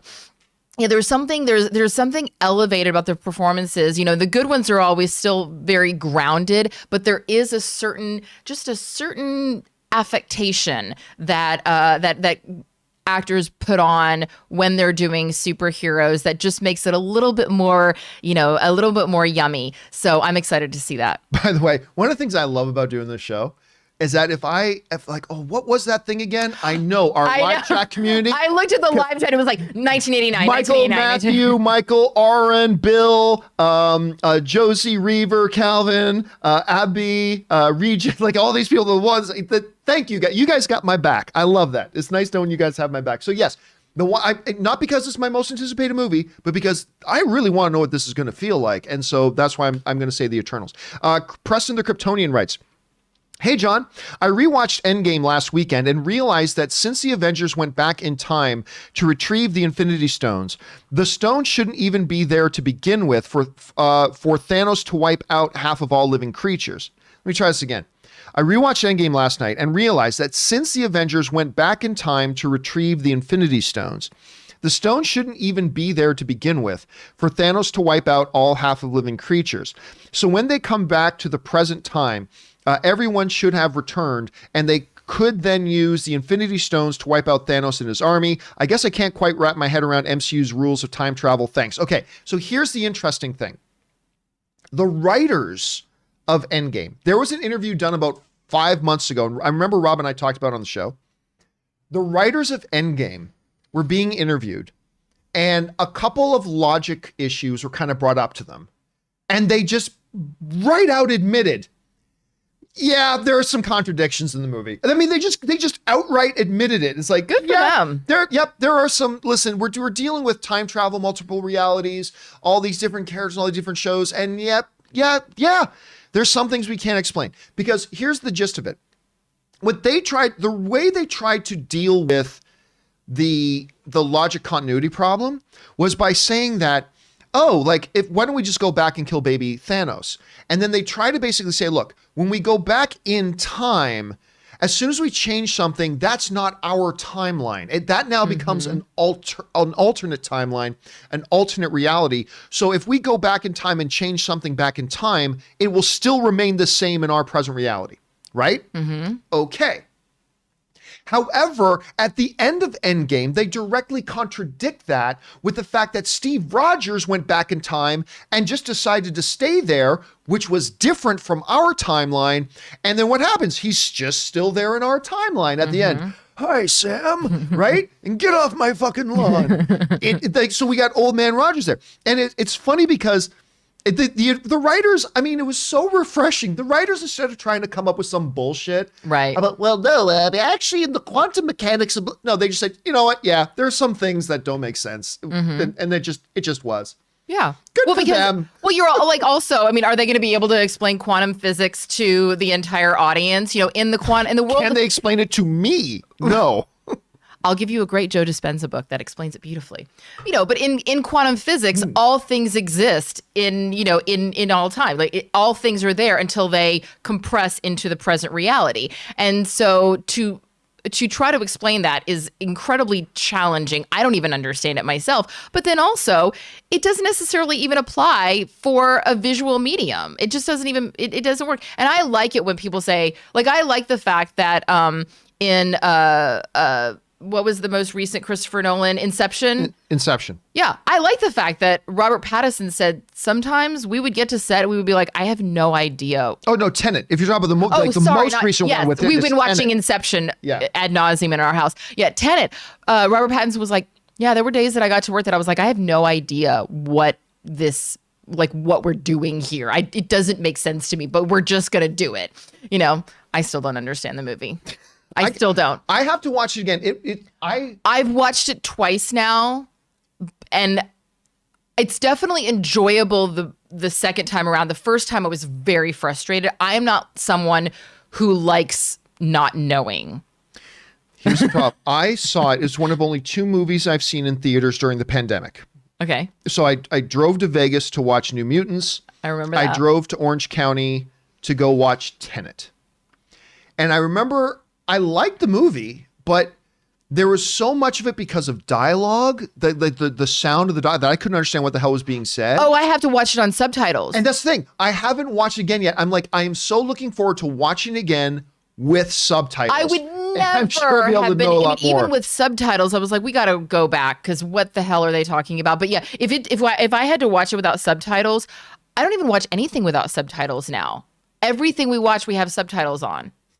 Yeah. Because a lot of actors mumble. All right, next up, we've just got time for a couple more here, guys. Sam Wright writes, one of 2. Hey, John, been a regular viewer and fan for a few years now from the UK. Thank you. I got to get out to London sometime. There's so many viewers in London, and I've always wanted to go. I got to get out there sometime. But this is my first time writing in. Well, it's good to have you writing in, Sam. So regarding yesterday's show, it seems Testicle Man is the first induction into the Campea cinematic universe. Who else is in it? And when's the MCU crossover? Who do you think you, Anne, and Rob would play in a live action? You as Captain Canada, hope you and the family are staying safe. Keep doing what you're doing. P.S. Never thought that would be my first tip. Well, thank you for writing that in. And Erin's just got her mouth agape. Yeah, there's not a real movie called Testicle Man. I made, because sometimes if I'm talking about a scenario, is Rob Testicle Man if you're Captain Canada? No. Because I don't want that visual. I love you, Rob. I don't think anybody wants Testicle Man, but I can't remember what it was, but it was like, whenever I make up scenario, I have to come up with a movie like Tin Can Man. I said, I don't know. I see. Okay. Testicle Man. There we go. We got Testicle Man. Balls on the brain. Balls on the brain. And then yesterday, testicles came up again as like talking about annoying things. Yeah, I said, things that are annoying, like testicle hair. Testicle hair is annoying. So it's hard to get rid of and just always uncomfortable. And yeah, testicle hair is bad. I hope Wanda ends WandaVision with no more testicle hair. Instead of, no more mutants, say no more testicle hair. I'm going to go wash my brain after this show. Washing the brain is good too. You ask, Tom. Testicle hair is a pain in the ass. Anyway, let's move on. Tom is a chihuahua. He has no hair on his butt. No, I'm kidding. Okay, he's things I didn't want to hear about today. No, he is not. He is. I don't want to hear the opposite either. I don't even know. Let's just end this conversation right now. Let's move on. Next up, who do we got? We got Neo Braveheart writes, Hey, Tom. Aaron was just on camera talking about your various crevice body hair. It's going to be great. Okay. Neo Braveheart writes, hopefully celebrities will learn from Chrono being fired. I know they want to express their thoughts, but they should be careful as to what and how they write things on social media, especially how easy it is to rally together online to get someone fired. I mean, again, and with the Chrono situation, it just was repeated over and over again. They made commitments. And again, I refer back to what we were saying before. But again, my main point, everybody in entertainment, if you're remotely popular, in entertainment, sports professionals, whatever. I know there are some professional sports teams that mandate a social media manager. Like they mandate it. You know, if you are a just a good idea. cheerleader for an NFL team, you not only can you not follow any professional athlete in the NFL. You're not even allowed to follow them? No, you're not allowed to follow them, but you have to check your followers every day. And if you are being followed by any member of the NFL, any player on the NFL, you have to block them. Because you were a member, I keep forgetting the name of your squad. What was it again? We were the Kilgore College Rangerettes, the world's first precision dance drill team for the collegiate level. I made it to the finals for the Dallas Cowboys cheerleaders, but I didn't make the team. That's okay. Is that where you learned those rules, though? That, hey... I learned a lot of the rules because the DCC tryouts are like 2 weeks long, and you have to do like current events tests, and you have to know a lot of stuff. But no, I learned this from... I have friends that are Dallas Cowboys cheerleaders, and I learned this from talking to a couple of the Patriots cheerleaders, is that you have to block any, and I was like, how are you supposed to memorize every NFL player? And they were like, you literally have to go through every new person that follows you, look at their profile, and see if they're a player. And if they're a player, and I remember, friends of mine that were Dallas Cowboys cheerleaders, if they were having dinner at a restaurant in Dallas and a Dallas Cowboy player walked in to sit down, they would have to immediately finish their meal, get up, and leave the restaurant. They couldn't even be seen in the same restaurant as a player. That's wild. Or guess what? They got fired. So you know what? That's Every industry has rules. You got to follow the rules. Yeah, as crazy as they may be to some, for the people in that world, those are the rules. I just as Them's the rules. As a thing too, like in the I know in the NHL, there's a rule in the NHL. Like, hey, listen, freedom of speech. Should you be allowed to criticize the officials? Sure, that's freedom of speech. But guess what? In the NHL, the NHL considers, look, if you do stuff that it looks bad on the business, then that's bad for business and you're hurting our company. So if any coach ever says, like during a press conference, we got robbed, there was a tripping penalty there and the ref didn't call it, coach gets fined $200,000. What? Oh, yeah. You're not allowed to criticize officiating. And so you're not allowed to criticize the officials' calls. Yeah, even though that's part of the game. Nope. You can, because the NHL is like, that creates a bad look on the company. It is bad for business, and you get paid by this business, so you can't. Well, because it causes the fans to have then doubts about the calls that the officials make. Yeah. So it's like, it's not good for our business. So it's look, if you want to work for the NHL, and make all this money working for the NHL, you're going to have to follow these rules that other people don't have to follow. Mm-hmm. But if you're going to work here, you got to follow this rule. And, there's a lot of debate among sports fans about whether that's a good rule or not, but it's irrelevant whether it's a good rule. That's the rule. And if you're an NHL player or an NHL coach, you can't go on social media afterwards and say, the refs robbed us of this game and blah, blah. You can't do that because you'll get fined in the thing. So, wow. It's like, everybody else is allowed to do it, but if you work in this company, you can't do it. So I think that's a good thing of that. All right, we just got time for a couple of quick more here. Carlos Herrera writes, WandaVision is a different reality from the multiverse. Evan Peters is Quicksilver in that reality. Is he? We'll talk about that later. The big cameo is Doctor Strange from 1999 MCU, and launch the madness. Fantastic Four and X-Men are possible since they wouldn't be part of the 1999 reality. Again, I think there's a lot of stretches there. And again, I want to be careful what I do and don't say, because obviously I've seen episode 6. I know a lot of you haven't had the chance to watch it yet, because for many of you, it just came out this morning. For us, it came out at midnight last night. So I'm not going to say anything, but we will go more into depth in that, Carlos, once we get into our spoiler review today at 4:00. We will see you there, but I don't want to say too much about that right now. Okay, let's do this. Casey McNatt writes, hey, John, how are you today? I am great today, Casey. Thank you. Out of all the Disney Plus series, I could see stuff like Falcon and the Winter Soldier and Loki and other stuff getting renewed for a second season. I do not, however, see how they can make a season 2 for WandaVision. I think it will be a one-seasoner. Well, listen, so this came up yesterday. The topic of, could WandaVision get a second season? And while we still have 3 episodes to go, and again, I'm not going to reference anything from episode 6. We do still have 3 episodes to go, so anything can happen. But as right now, it seems like it's very unlikely. With not only the direction the story is going, but the novelty of the whole structure of the show, the 1950, the different era sitcom things, the novelty of that would wear off.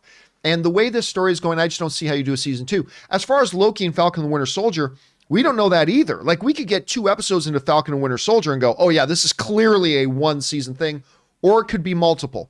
But I'm still thinking WandaVision is going to be one and done. I think it's going to be a one-time, it's going to be, what they don't call it mini-series now. What do they call it? Limited series. Limited series. I think WandaVision is going to be a limited series. But I don't know, where are you on that right now? Do you think there's going to be WandaVision season 2, or do you think this is I think you're on crack. 100%. Really? Oh, if WandaVision does not get a second season, I will flip this table. I will be very upset. Because here's the thing, like, I don't see how they can do a season 2. Well, people said the same thing about 24, and that thing lasted for 85 seasons. You know, like, again, if it's making money, they will find a way. What was the show with, it just won all the awards. It had, just a couple years ago, Nicole Kidman, Big Little Lies. Big Little Lies.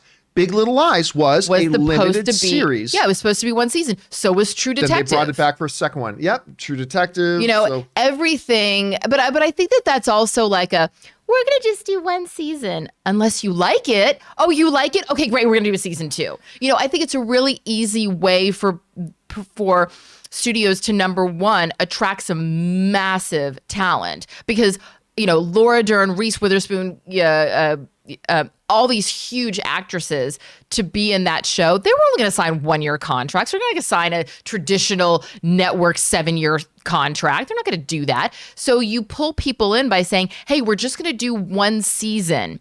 But then the audience loves it. People get really excited. People want to see more.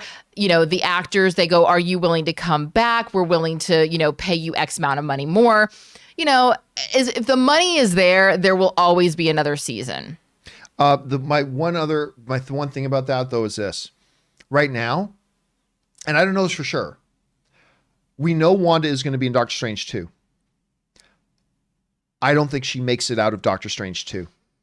I get no insider information, no insider. This is just me as a fan speculating, just like everybody else.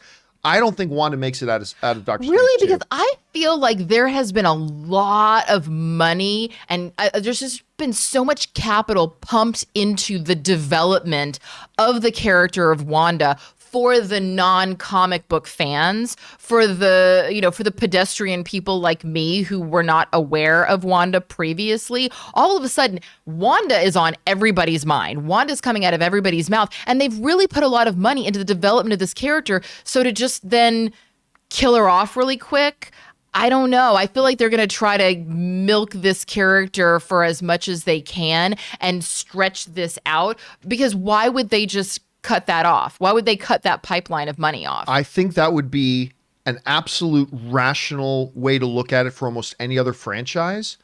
But Marvel, Kevin Feige doesn't look at the MCU as a bunch of small individual franchises, right? He doesn't see the Wanda franchise. He sees the MCU. Mm-hmm. And he'll have certain characters play a role to contribute and help the MCU move to where the MCU overall needs to go. And from there, it feels like Feige has an NFL coach mindset. Next man up. Okay, we're done with that one now. WandaVision did what we wanted it to do. It set us into the next chapter. It set this up and this up and this up. Now we can move on from Wanda. Let's move on to the next thing. Can you give me an example of another character that has had as much of a buildup as Wanda has, that's been eliminated pretty quickly? Pretty quickly? As quickly as it would be for Wanda to get killed in Doctor Strange. Because obviously Quicksilver was killed off very quickly, but he didn't have that buildup. But and she's also one of years though. She's been around since, I mean, theoretically speaking, she's been around since before Age of Ultron. I mean, because she did but that was just a quick cameo. So she was around as a prominent player since Age of Ultron. So she's been here for years. And now they feels like they're getting ready to climax the story, but I don't know. Again, I don't think we're even close to the climax. Winning cures everything. Huge popularity. When they back up that dump truck full of gold bullion, exactly. Then I mean it can happen. But I think she's dead by the end of Doctor Strange 2. But by the way, that's still like 2 years away. So we're talking about Ultron, all these Avengers movies, her own series, Doctor Strange 2, and by the time that's done, she's had a very long run in the MCU. But you're right. Big success can change every plan. You're absolutely right. So we'll see where they go with that. I don't think we're anywhere near the climax. As far as I'm concerned, this is just the foreplay. Just the foreplay. Hey guys, listen up. I actually need to wrap up today's show a little bit earlier than normal. I've got a number of things on my docket today that I can't share with you yet, but I got a number of things on my docket today I need to take care of. Listen. Big companion video coming tomorrow. That's Saturday. Big companion video coming tomorrow. We're going to get all caught up on all the questions that you guys have sent in. So hang in there for that. We'll get, if you've sent in questions, everybody from Casey McNatt, Ardent Defender, Anonymous, Suthius, Milton. Listen, we're going to get to your questions in a big companion video tomorrow. That'll all get put up. Every question sent in will be answered. But also just a reminder, guys, that once again, today, 4 p.m., Ann and I, at 4 p.m. Los Angeles time, Ann and I doing our WandaVision Episode 6 open spoiler discussion. Please do come and join the conversation. You know, these things have been wild. Ann and I now look forward to these so much every week. We hope that you will join us for that.